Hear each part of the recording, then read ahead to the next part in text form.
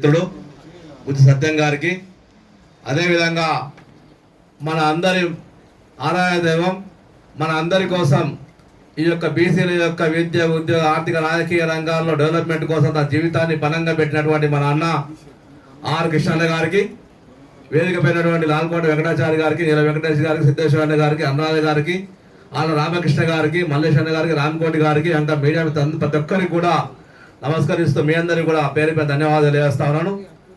ఈరోజు ఈ సంతోషమైన వాతావరణంలో ఏం మాట్లాడడం నిజంగా నాకు మాటలు రావట్లేదు. ఎందుకంటే ఈరోజు పండుగ వాతావరణం ఉంది. చాలామంది మీరు చాలా మాట్లాడారు. ఏం మాట్లాడాలో మాట రావడం, కానీ నేను ఒకసారి 2 నిమిషాలు మాట్లాడే ప్రయత్నం చేస్తాను. ఆర్ కృష్ణన్న 50 సంవత్సరాల ఉద్యమ జీవితంలో మనందరికీ తెలిసే విషయం. తెలంగాణ, ఆంధ్రప్రదేశ్ రాష్ట్రంలో కాదు, ఈరోజు భారతదేశం తెలిసే విషయం. ఆర్ కృష్ణన్న గారు మొట్టమొదటిసారి అభాగ్యులైనటువంటి, నోరులేనటువంటి, మూగజీవైనటువంటి బీసీలందరూ కూడా డెవలప్మెంట్ కావాలనుకుంటే ముందు చదువు కావాలి, ఎడ్యుకేషన్ కావాలని చెప్పేసి ముందు విద్య మీద, ఎడ్యుకేషన్ మీద పోవడం జరిగింది. 50 సంవత్సరాల నాడు మీరు గ్రామాలకు వెళ్ళండి, ఏ గ్రామానికి వెళ్ళినా ఎక్కడ చదువుకున్న వాళ్ళు ఉండేవాళ్ళు కాదు. ఆయా గ్రామాలు అందరూ కూడా కులవృత్తులు చేసుకుంటూ వాళ్ళు, అటువంటి వాళ్ళు ఈరోజు గ్రామాల్లో వచ్చిన వాళ్ళందరూ కూడా కృష్ణన్న గారు పోరాటాల తర్వాత హాస్టల్ రావడం, రెసిడెన్షియల్ పాఠశాలలు రావడం, అదేవిధంగా స్కాలర్షిప్లు రావడం, డిశ్చార్జ్ రావడం మూలంగా ఈరోజు ఇంజనీరింగ్ చేస్తూ ఉన్నారు. ఐఏఎస్ అయితే, ఐపీఎస్ అయితే, డాక్టర్లు అయితే అందరూ అయ్యా. ఈరోజు అందరు విద్యావంతులు ఈరోజు ఏమంటారు అంటే మాకు రాగాని బీసీలు అందరూ కోరుతున్నారంటే కృష్ణన్న గారి యొక్క ఉద్యమాలు వెనుక యొక్క చరిత్ర దాగి తెలిస్తే తెలియజేస్తా ఉన్నాను. ఆర్ కృష్ణన్న గారు వెంబడి మేము ఢిల్లీకి వెళ్ళాం. ఢిల్లీకి వెళ్ళిన తర్వాత ఏదైతే పార్లమెంట్లో బీసీ బిల్లు కావాలన్నాడు, అదేవిధంగా చట్టసభలో రివిజన్తో పాటు ప్రత్యేక మంత్రిత్వ కావాలని చెప్పి ఢిల్లీకి అనేకసార్లు ఢిల్లీకి రావడం జరిగింది. ఢిల్లీలో నాడు వాజ్పేయి గారిని కలిసాం, ఐకే గుజ్రాల్ కలిసాం, చంద్రశేఖర్ గారు కలిసాం, ములాయం సింగ్ గారు కలిసాం, లాలూ యాదవ్ కలిసాం, రామదాస్ పాషా అనేక మందిని కలిసి అనేక పోరాటాలు చేయడం జరిగింది. ఆ పోరాటాల తర్వాత, అనేక పోరాటాల తర్వాత కృష్ణన్న గారు నిన్న మొన్న మనకందరూ తెలుసు 2014లో మొట్టమొదటిసారి ఉద్యమ బాట నుంచి మొట్టమొదటిసారి ఎల్బీనగర్ ఎమ్మెల్యేగా పోటీ చేసి నా తెలుగుదేశం పార్టీ తెలంగాణ రాష్ట్రంలో మొట్టమొదటిసారి ముఖ్యమంత్రి అభ్యర్థి పాడిన వాస్తవం మీ అందరూ తెలుసా విషయం. ఆ ముఖ్యమంత్రి అయిన తర్వాత అనుకూల ముఖ్యమంత్రి కాలేకపోయాం. కానీ ఆ తర్వాత మళ్ళీ ఎంపీగా అయ్యారు. ఎంపీ అయిన తర్వాత కృష్ణన్న గారు ఆలోచన చేసి ఈ యొక్క భారతదేశంలో బీసీలంతా డెవలప్మెంట్ కాకుండా ఏం చేయాలని చెప్పేసి ఒక ప్లాన్ తోటి, ఎత్తుగడతోటి భారతీయ జనతా పార్టీలో ఎంపీగా, రాజ్యసభగా చేరి ఈ రోజు బీసీల కోసం అనేక కార్యక్రమాలు చేస్తూ ఉన్నారు. మీకు అందరూ తెలుసు, ఈ రోజు భారతదేశంలో ప్రతి ఏటా 10 సంవత్సరాలకు ఒకసారి జనాభా లెక్కలు జరగాలి.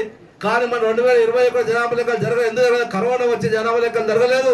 ఆ జనాభా లెక్కలు జరగకుండా 4 సంవత్సరాలు జాప్యం జరిగింది. ఆ లోపలనే కృష్ణన్న గారు అన్నారు, ఆ రోజు జనాభా లెక్కల ప్రకారంగా 36 కాలం చేశారు సెంట్రల్ గవర్నమెంట్. 36 కాలమ్స్ లో జనాభా లెక్కలు ఉన్నాయి. కానీ జనాభా లెక్క 36వ కాలం పాటు 37వ కాలం పెట్టి జనాభా లెక్కలు వేస్తున్నప్పుడు కులం చెప్పేసి మాట్లాడిండు. అందుకోసం నేను కృష్ణన్న గారి యొక్క ఆలోచన విధానం మేరకు, కృష్ణన్న గారి యొక్క ఆర్డర్ మేరకు మేము సుప్రీంకోర్టులో కేసు వేయడం జరిగింది. సుప్రీంకోర్టులో జనగణనలో కులగణన చేయాలని చెప్పేసి మల్లేశ్వరం తెలంగాణ రాష్ట్ర బీసీ వెంటగా సుప్రీంకోర్టులో కేసు అయితే ఆ కేసు ఫైల్ అయ్యేది. అదే పెద్దలు ఆళ్ళ రామకృష్ణ గారు ఇక్కడ కూడా, ఆయన కూడా కేసు, కృష్ణన్న గారు కేసు వేయడం జరిగింది. ఈ రోజు అంత పెద్ద ఎత్తున కేసు ఉండే ఈ రోజు మనం రాష్ట్ర కేంద్ర ప్రభుత్వంగా దిగొచ్చి వాళ్ళే మేము జనాభా లెక్కలతో పాటు కులగణన చేస్తామంటున్నది.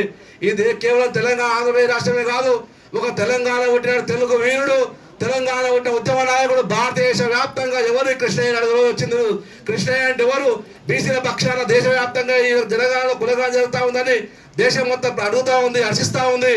అందుకోసం కృష్ణన్న గారి నాయకత్వంలో జనాభా లెక్కల్లో కులగణన జరిగితే ఈ దేశం లోపల ఈ రోజు నుంచి బీసీ శకం ప్రారంభమైంది అనుకోవాలి. మనం బీసీల శకం ప్రారంభమైంది, మనం లెక్క పెట్టుకో. ఈ రోజు నుంచి ఏదో కృష్ణన్న గారు చాలా కాలంగా పోరాటం చేస్తూ చేస్తూ చేస్తూ ఈ స్థాయికి వచ్చాడు. ఈ రోజు అదే విధంగా ఈ యొక్క బీసీ కులగణన జరిగితే కేంద్రంలో బీసీ మంత్రిత్వ శాఖ ఏర్పడిన వాస్తవాన్ని గుర్తు చేస్తా ఉన్నాను. ఈ కులగణన చేస్తే కేంద్రంలో కూడా బీసీ మంత్రిత్వ శాఖ సంక్షేమ పథకాలు, బీసీ బడ్జెట్ అలికేషన్ అయితే తెలుసు. ఇందు రోజు ఎస్సీ ఎస్టీలకు సపరేట్ బడ్జెట్ ఉంది, బీసీలకు బడ్జెట్ లేదు. ఈ రోజు బీసీ మంత్రిత్వ శాఖ ఏర్పడితే సపరేట్ బడ్జెట్ వస్తుంది తెలియజేస్తాను. అంతేకాకుండా కేంద్రం లోపల చట్టసభలో రిజర్వేషన్ కోసం బీసీ బిల్లు పెట్టి అసెంబ్లీ, పార్లమెంటులో రిజర్వేషన్ వచ్చే రోజు ఆ దగ్గరలో ఉందని తెలియజేస్తా ఉన్నాను. ఎప్పుడైతే జనాభా లెక్కలు వస్తాయో, కులగణన జరుగుతుందో ఆటోమేటిక్గా బీసీలకు అందరికీ కూడా కేంద్ర మంత్రిత్వ శాఖ వస్తుంది. అదేవిధంగా బీసీ బిల్లు పెట్టి చట్టసభలు రివేషన్లు వస్తాయి. ఆ విధంగా ముందుకెళ్తాం. అందుకోసం మనం చేయాల్సింది ఒకటి కృష్ణన్న గారి నాయకత్వంలో ఉద్యమాలు చేస్తూ ముందుకెళ్ళాలి. ఈ కులగాని అయిపోయినా సరిపోదు, కులగానితో పాటు మా మంత్రిశాఖ కావాలి. కులగాని తర్వాత పార్లమెంట్లో బీసీ బిల్లు పెట్టాలి. ఈ విధంగా ముందుకెళ్ళే అవసరం ఉంది. చాలా మంది చాలా విషయాలు చెప్తా ఉంటారు. ఎవరు ఏం చెప్పినా పట్టించుకునే అవసరం లేదు. కొంతమంది అందరూ కూడా మన వాళ్ళని భావించాలి. అందరూ కూడా బీసీ ఉద్యమం బలపడ్డది. ఈరోజు నా తెలంగాణ ఉద్యమం ఏర్పడినాడు 10 ఇంటిని జై తెలంగాణ అన్నట్టు బీసీలు కూడా ప్రతి ఒక్కరు జై బీసీ జై బీసీ జై బీసీ అని ముందుకెళ్తా ఉన్నారు. వాళ్ళందరూ మన వాళ్ళే, ఎవరు తప్పుపట్టడం అవసరం లేదు. మనం అందరూ కృష్ణన్న గారు పెద్ద నాయకుడు ఎవరిసారి చెప్పినప్పుడు ఒక చెట్టు లాంటి మహావృక్షం అయిపోయింది కృష్ణన్న. 50 సంవత్సరాల క్రితం ఒక విత్తనం నాటితే విత్తనం మహావృక్షమై ఈ తెలంగాణ ఆంధ్రప్రదేశ్ రాష్ట్రం కాదు దేశం మొత్తం వ్యాప్తి చెందింది. ఆ బీసీ వృక్షం కింద బీసీలందరూ మంచి రోజులు వచ్చాయి. అందుకోసం మనం అందరం కూడా కృష్ణన్న గారి నాయకత్వంలో ముందుకెళ్ళే అవసరం ఉంది. రేపు జనాభా లెక్కలతో పాటు కులగానం జరిగిన తర్వాత ఈ తెలంగాణ రాష్ట్రంలో ఆంధ్రప్రదేశ్ రాష్ట్రం దేశంలో ఎంతమంది యాదవులు, ఎంతమంది ముదురాలు, ఎంతమంది గౌడ్లు, ఎంతమంది పద్మశాలీలు, ఎంతమంది కులాల జనాభా లెక్కలతో పాటు బడ్జెట్ అధికారులు వచ్చి సబ్బండ కుల జనాభా లెక్కలు జరుగుతాయి. కాబట్టి మాకందరికీ ఆ యొక్క ముందుకెళ్తాం. అదేవిధంగా ఈ స్థానిక సంస్థల్లో 47 రిజర్వేషన్లు ఉన్నాయో ఆ రిజర్వేషన్లకు తెలంగాణ రాష్ట్రంలో 42% రిజర్వేషన్ అమలయ్యేంత వరకు కృష్ణన్న గారి నాయకత్వం అందరం ముందుకెళ్ళిన అవసరం ఉంది. అప్పుడే స్థానిక ఎన్నికలు జరగాలి. ఎప్పుడైతే స్థానిక సంస్థ ఎన్నికలు జరుగుతాయో ఆ ఎన్నికలు మన వాళ్ళు సర్పంచులుగా, ఎంపీటీసీలుగా, జెడ్పీటీసీలుగా, కౌన్సిలర్లుగా, కార్పొరేటర్లుగా అయితే 2008 అందరూ కూడా ఎమ్మెల్యేల అవకాశం ఉంది. ఈ తెలంగాణ రాష్ట్రంలో 2020 బీసీ జెండా ఎగరేయాలి. అదేవిధంగా 2020 బీసీ రాజ్యాధికారం రావాలి. అవసరమైన కూడా ఆర్ కృష్ణన్న గారిని మన కుల దైవంగా భావిస్తూ 2028 రాష్ట్ర ముఖ్యమంత్రి ఇవ్వాలని పూర్తి స్థాయిలో ఆకాంక్షిస్తా ఉన్నాను. మనం అందరం కూడా బీసీల కోసం కరుడు కట్టిన ఉగ్రవాదులో పనిచేసి మనం అందరం బీసీల చైతన్యం చేయాలని, ఆ విధంగా ముందుకెళ్లాలని మనసారా కోరుకుంటూ మీ అందరం తీసుకుంటాను. జై హింద్.